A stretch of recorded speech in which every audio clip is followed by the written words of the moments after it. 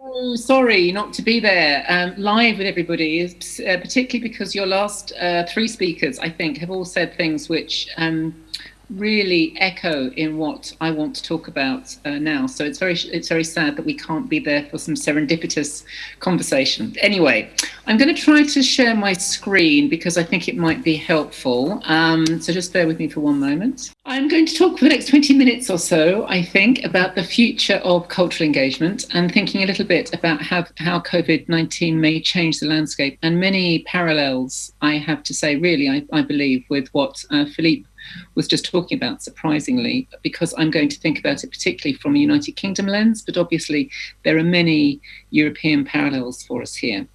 So just to dive in, I'm going to just talk very, very briefly, a little bit of background. I am going to talk a little bit about the sources, resources and headlines of the research I have access to at the moment, partly because I don't have time to talk about all of them, and you may find some of it interesting. I am very enthusiastic about sharing our findings across Europe. So if you have interesting findings like these and you're also working on research, please do get in touch with me. I think it's really important that we try to make sense of all the pieces of data we have to try and build a bigger picture, which is what I will be attempting to do here.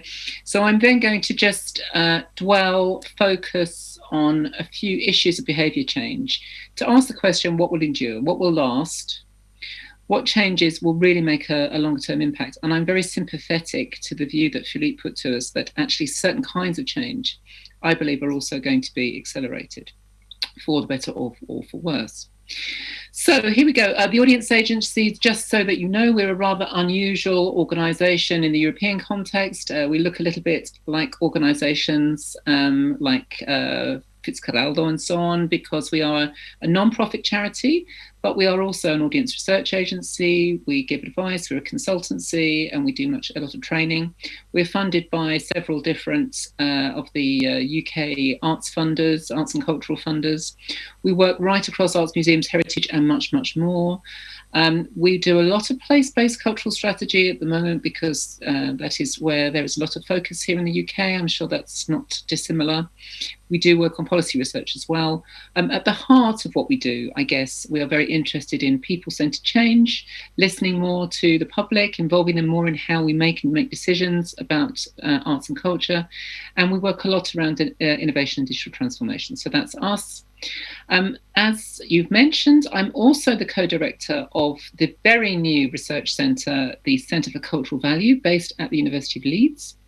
And we, as a research centre, funded by all those eminent organisations, are very interested in how we build a different kind of narrative around understandings of cultural value.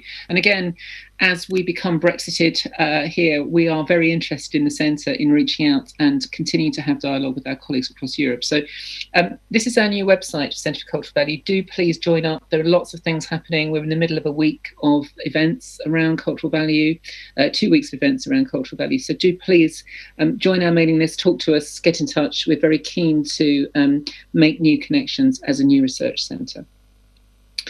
So, as I say, I said I'd mention a few of the sources of information that I'm going to refer to in a rather offhand and non-specific way in a moment. But essentially, the audience agency runs a very large data sharing programme in the UK called Audience Finder. And of course, we find ourselves going to the Audience Finder national data frequently to understand what's happening.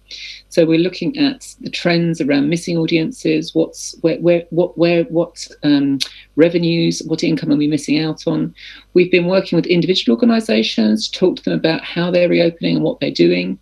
We have done a brand new survey of consumers of digital content, our digital audiences survey. We have just launched a new population survey, which is giving us a proper sample right across the UK population, rather than just being of cultural audiences. You can also, if you go to our Bounce Forwards Evidence Hub, you can also find roundups of all the other UK research that we've been looking at, and we've done a lot of work to try to knit together some of the data sets and then think about how we help organisations to apply that information. So, as I say, I'm very interested to connect up with other great European studies. Please, we're trying to be a gateway for people so that they can get the data that they suddenly have a great appetite for. I mentioned very briefly that we run something called Audience Finder, which is a collaborative data aggregation program. In fact, we share data across about 1,000 UK cultural organisations, performing arts, heritage, museums.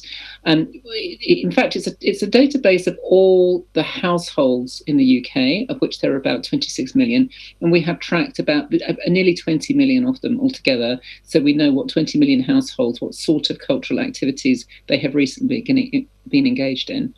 We have a very large, regular, standardised post-experience survey. We have a lot of users of the data. About 10,000 professionals use those data sets. As I say, we've just been introducing new information about how people are using digital content.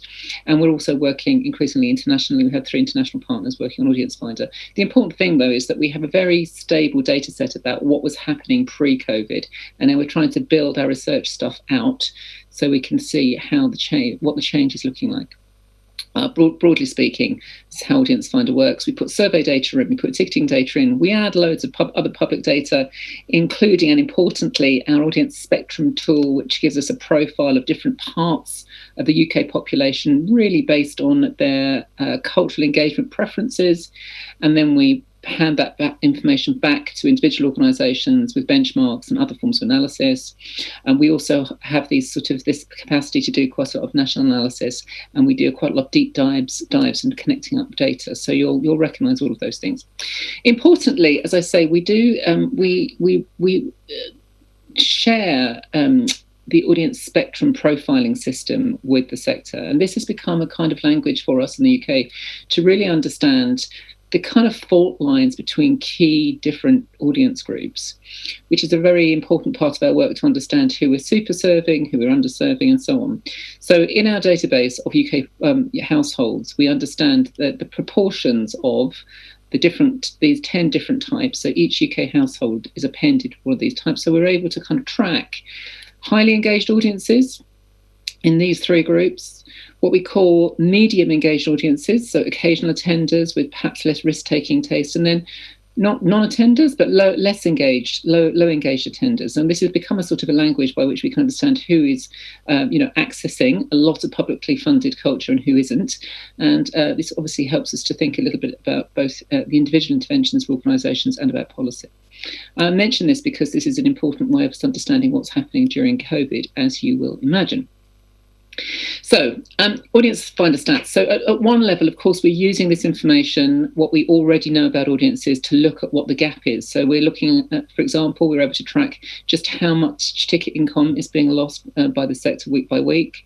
There's the headline on that one. So far, the shortfall to date, I think this is for last week's information, we have lost, this is for most performing arts venues who contribute data, but that's a very large proportion of the UK performing arts market. So there's a shortfall of around about 303 million. So that's 132 million for organisations funded directly by our Arts Council. And we're predicting that will be a total gap of 600 million by the end of 2020. An awful lot of income comes in these last couple of months. So very difficult for us that we're going back into lockdown again, just as many places were thinking that they might be able to make up some of their lost income. We've also looked a lot at which audiences, art forms and regions have been worst affected. So a lot of granular detail in here that we can actually look at, where some of the worst problems are, which bits of the sector have been worst affected.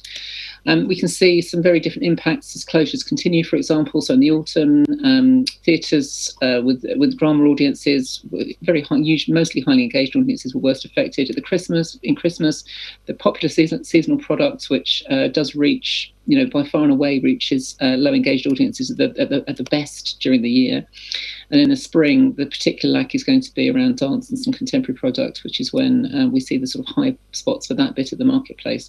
So we've been able to think a little bit about who is suffering in what way at what point in the year, which has been quite useful in terms of thinking about support and how the ecosystem is working. As I say, interestingly, we've also been looking at who is using this sort of this new flowering of digital content that's suddenly available. Some quite interesting trends emerging there. Headlines again. All of this information, if you're interested to look in more detail, you can. These are all downloadable resources. But there we go. In the older core audiences are still the majority of the users for this work, but I think interestingly, and perhaps flying in the face of some of the things that we might have predicted earlier, there's been a very significant increase in younger audiences, around about 100% increase, so doubling the percentage of what we see as being, I think that when I'm talking about younger audiences, I'm talking about under 40s in this particular headline that I've crushed together here. So we've seen, that the overall numbers increasing by about 100% for younger audiences. We've also, very surprisingly to me, seen a large numbers of non-attending audiences. So 75% of the people that have consumed online content have never visited the physical venue that they've engaged with, which I find very interesting. We've also seen quite, again, disabled audiences much better represented in the overall data set than they would be for performances and content in live spaces, and that's also for museums as well, incidentally. So, but some very mixed responses from people, about the quality of what they're seeing, whether or not the things available actually meet their needs and how easy they are to navigate. But nevertheless, a very significant increase in the number of people trying new things. There have been a lot of what we're now calling audience intention surveys. I'm sure you've seen these. I think there have been a lot across Europe as well, trying to predict immediate market change. Sort of useful, I think, helping us to do very specific, very practical things here and now. I think one of the risks here is that they do really skew to super attenders, and they very much focus on confidence and social distancing, payment and donation, very practical kinds of things. I think that we have to question the fact that this is telling us about a very narrow and probably quite entitled bit of the marketplace. I think we need to be aware and careful about that. And of course, none of these studies have really focused on some of the broader issues of well-being that Philippe mentioned in his talk. So this is one of the lacks that we're trying to address, both particularly in our work with the Centre for Cultural Value. So one of the things that Centre for Cultural Value is doing early on is we're working on a large-scale impact of COVID on the sector, report of which the Audience Agency is running a large-scale population sampled piece of research around responses of the overall population, including those high, low and medium engaged groups, how are different people experiencing this. And so I will just say this is very hot off the press because we're just getting the first proper data through at the moment. The important thing about this is a population survey is telling us it's a full sample, as I say. It's representative of all sorts of different minority groups within the population, and it's also longitudinal. So we're able to see those changes happening over time. We're also thinking about really qualitative issues around broader issues around cultural value, why people want to engage, and how we as a cultural sector are not helping people through these challenging times. So very noticeable in the early results there, the drastic decreases in institutional engagement. Very noticeable that people are staying very, very local, much, much more so than previously. I mean, we might expect that, but actually, since we've come out of lockdown, that particular trend hasn't really changed. So people still staying much more local than we would expect them to do. Mostly, people are very happy with the social distancing measures. That's not what's putting people off. Nevertheless, 57% of people in that study so far are saying that they think they will do less in future in live spaces than they used to. So broadly speaking, how are audience behaviours changing? If we mash together all of those studies, what seems to be emerging? And I've done something extremely crude here and crashed our audience groupings into two things. I've thought quite a lot about older audiences, older traditional audiences, in fact, and then a little bit about younger audiences, partly because I think there are some very distinctive fault lines between the different trends and patterns that are emerging around these two different groupings. So older audiences, particularly equating to some of our audience spectrum groups, the community and culture buffs, tend to be well heeled. These are the audiences who really dominate many of our auditoria. They will be the people that do the regular museum donations. They feature very large in public in the life of public cultural institutions. They're very important to us. They are, by and large, mostly baby boomers. They have a lot of time on their hands, and they have a fairly decent amount of money on them in their pockets. And this is a challenge because actually, whether we know it or not, we probably over-rely on these audiences. And I think that this has been a crisis waiting to come for quite a long time, because one of the things that we've noticed through long-term data collection in these very standardized ways is that that audience is actually rather not very diverse and not being replenished by a younger generation. And of course, that has that was already quite a big problem. And if we're talking about acceleration, I think that is a problem that is going to be accelerated now, because significant numbers of these people may not ever return, really. So as I say, they are at the core of most performing, not just actually most performing arts audiences, but in fact they are very they are stalwart consumers of quite a lot of institutional arts and culture, and they are the backbone of earning for many cultural institutions. And as you know, in the UK, we're very reliant on income in particular ways. So limited social distancing is a factor. This audience is concerned about those things, but they're also concerned that social distancing doesn't spoil the experience. And actually, this is one of the major factors that many are not considering returning. So it looks as though a significant majority at the moment in that data are suggesting that they may not consider returning at all. They've gone off the idea of doing those things. Nevertheless, they are enthusiastic digital audiences, but again, very concerned about quality. And what's very notable here is that the larger, very high quality, large scale, well-heeled and rather those big brand name experiences, the National Theatre, the Royal Shakespeare Company, and so on, are winning out when it comes to the digital stakes for those particular audiences. And I think the losers are much smaller organisations. It's far harder to find their digital offers, and actually not necessarily what this particular audiences want.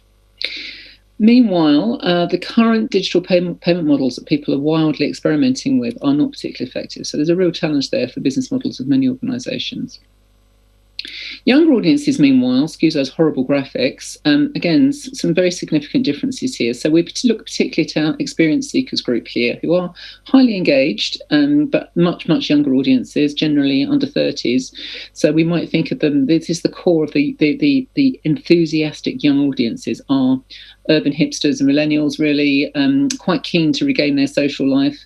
Their preferences tend to be around visual arts, film or cabaret, very much hybrid art forms and so on.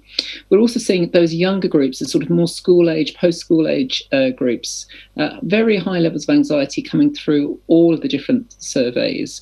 Not necessarily high anxiety about pandemic itself, but about the social effects of it, and a huge drivers about wanting to stay connected online, the need to build what was, again, exacerbating what was already a very strong instinct to sort of stay connected online, and lots of fear of missing out, of being not part of these kind of virtual conversations.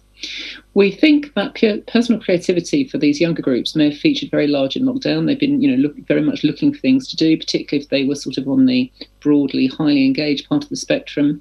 Lots of people indulging in quite niche digital cultural offerings, social media informed podcasts, hidden artists, but also quite a big focus on the political issues, particularly in the UK. I don't know how it's been in the rest of Europe, but Black Lives Matter have been, in a way, the debate has been more forensic, more engaged, perhaps because people have more time and space to have those kind of conversations. Nevertheless, these younger audiences are, of course, as we know, going to be very hard hit by the economic downturn, by unemployment and unprecedented price sensitivity that I think is going to be a real shock for us when we go back to needing to charge for tickets. One of the things that is a bit of a debate here is how willing younger people are to follow the social distancing rules. But actually, it looks from all the survey data that people are very compliant. They don't like it very much, and it's putting them off wanting to do things. But they're not really kicking against it. They're just choosing not to do certain things where there's too much planning, not enough flexibility. That's the main thing that's putting people off. But as I say, we've seen a really, really noticeable leap forward in interest among this particular audience for, digital arts content as created by cultural institutions.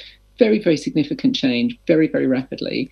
But this audience in particular interested much more in digital first content rather than streamed content, which is, I think, for those older audiences, it's the streamed stuff that's working better. And particularly looking for live digital blended models, a lot of interest in those things at the moment. And as I say, slightly weirdly, because I set up older and younger audiences there, but just thinking a little bit more about digital audiences in particular. Interestingly, hot off the press from some of this new data that we've just got, so 38% of audiences tried digital content for the first time. So 38% of the people that were using the new online content that was out there had tried it for the first time, and 86% of our core audiences say that they're really up for and interested in consuming digital content. So there is clearly a major new opportunity on our doorstep. And of course, suddenly organisations that were perhaps a little bit reluctant have been much more gung-ho, much more experimental and willing to try things out in the digital space. So people are expecting to enjoy online content, but they're also expecting it to be inferior to live. So we've still got a job to do to persuade people that it's worthwhile. But it looks as though some of the advantages of being able to do things in your own time, in your own way, all the issues of physical access are sort of overcoming some of those doubts that people may have about inferiority, but they may be turning off very quickly as well, of course, which is one of the key factors. As I mentioned, digital first is obviously a growing subject. So people are very aware of the fact where something has been badly streamed or created and been put out in a sort of a digital space, but not thought through as a digital experience. There's a lot of concern and interest about that. Most importantly, though, the single factor that people have said they like best about digital content in this new research is that they can do it when they want to. So something around the ability to come and go when you please, to fit it into your time, and those sort of time squeeze things is clearly extremely important. And I think that throws up certain challenges. There are substantial differences, as I've already suggested, between the engagement and interest and taste of those older audiences and younger audiences, but also within them of a lot of different niche groups. So I think when we think about how we develop our digital offer, we really must do it in a very audience-focused kind of way. We really need to understand what is driving the motivations, the interests of our different potential audiences for digital. Only 12% of people have paid for experiences. And actually, for a significant minority, 35%, I think, are saying that actually one of the main reasons that they've enjoyed digital content so much is because it's free. So again, significant variations between the needs and preferences, but also the likely business models that we're going to be able to apply for different audiences. Really notably and very happily, digital really has increased a number of different forms of access, as we've seen those. So there is also room for us to think about the public service that we're able to offer through digital and how that's going to vary from what we've been able to do in the past. So just moving on then. So finally, I'm afraid this is sort of crystal ball time now. So this is all a matter of speculation, and I share it with you on the basis of some of that quite rich where we are now data. But so what's going to happen next? What change will endure, and how should we react? So just to finish off then.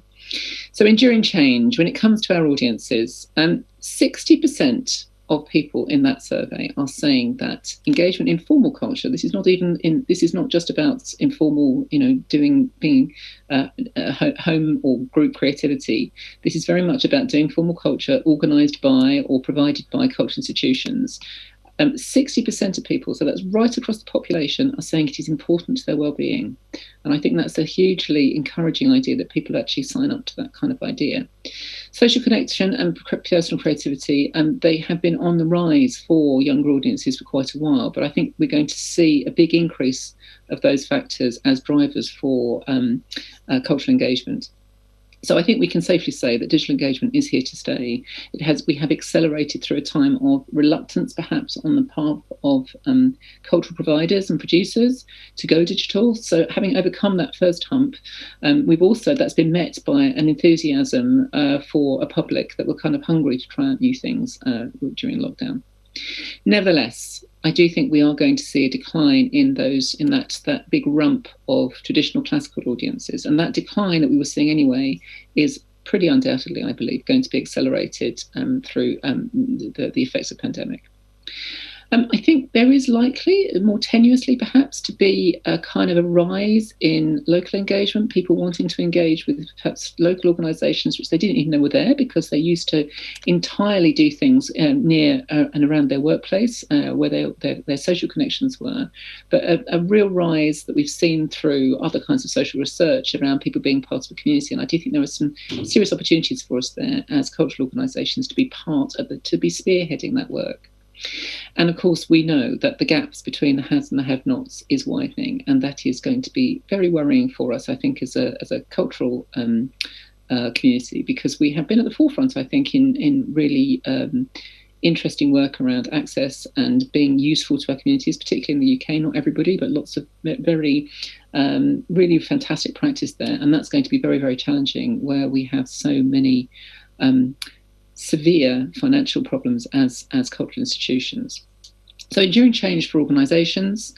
So as I say, closure or failure of a very significant percentage. I think, I don't know how things are working out in Switzerland, but certainly here I think we will start to see, despite the government's handouts that have been helpful recently, I think we will start to see organisations failing. And of course, in that there will be winners and losers. We've certainly seen a sector which I think has been much more willing to experiment, particularly, chucking things up online, learning from their mistakes, a kind of a spirit of innovation has affected not everybody, but quite a lot of organisations. And I think that is the silver lining, if you like. There is, to my joy, much more interest in data and evidence as people are, hunting around in the dark, and actually the reasons for having good data sets have suddenly become very apparent to people. And as I say, I think there is an increased confidence with working in digital as a channel and a medium, and actually as an art form in the way that there wasn't perhaps before, partly because people have just been forced to experiment, and that's given them a lot more, both appetite and confidence. So I think we have to ask ourselves, what might that new role in the community and place be? How might we be agents of change, particularly in the digitally enabled way? Lots to say on that, but not much time to say it. I'm setting the question, really. The other thing from our point of view, particularly in the UK, and I think, again, there will be parallels across the rest of Europe, that really some of the, we were worried at the beginning of lockdown, that some of the sort of policies which are burgeoning really at the moment, that are just in their infancy and emerging, so new major kind of cultural policy around cultural democracy and creativity-led regeneration. I'm starting to see, that the signs are that actually, in a new world where there is a kind of perhaps a different demand from the public, that this is probably going to be giving some confidence and push to these new policies, particularly Arts Council England and Arts Council Wales, to go forward with some of their new ways of funding to really encourage a more democratic way of working and a more socially engaged form of art making, which is good news. So finally, and this is my last slide, so what do we need to do?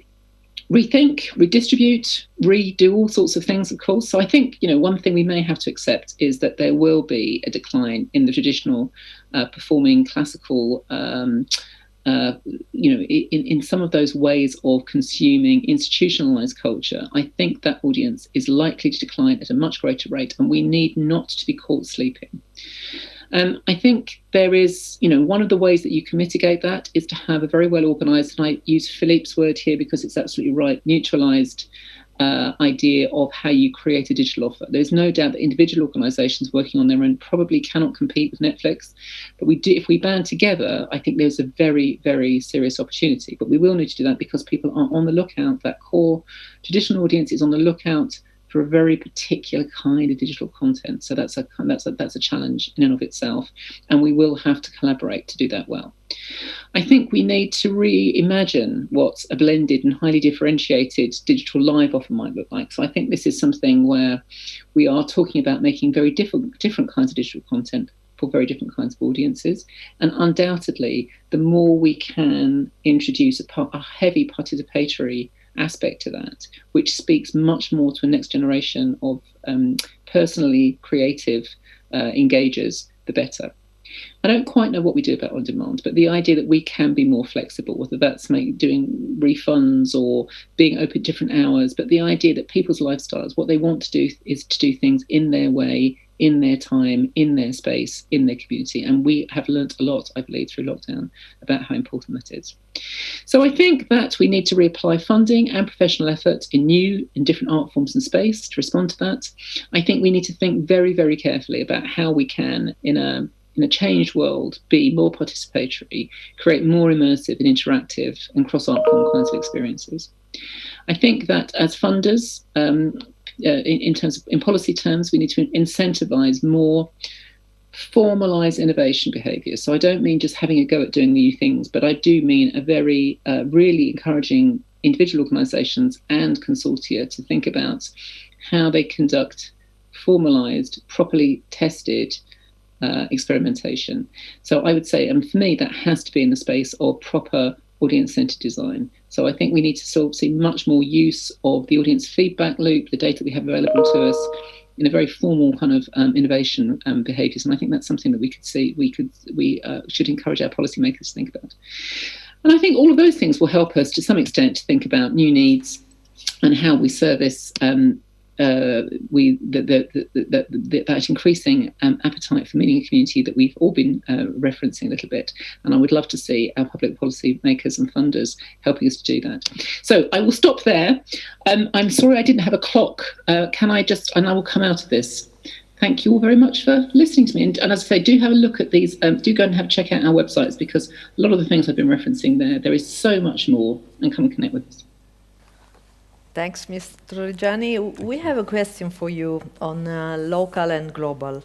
Do you think that digital will tend to globalize to the detriment of local initiatives, or it be a valid tool to give greater weight to such local initiatives?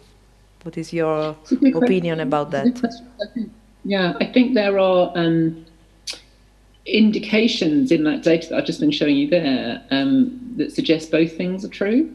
So we're very, very surprised by, say, for example, in the UK, the number of international visitors we've had to online content has been very interesting. Complete, markets that people knew absolutely nothing about.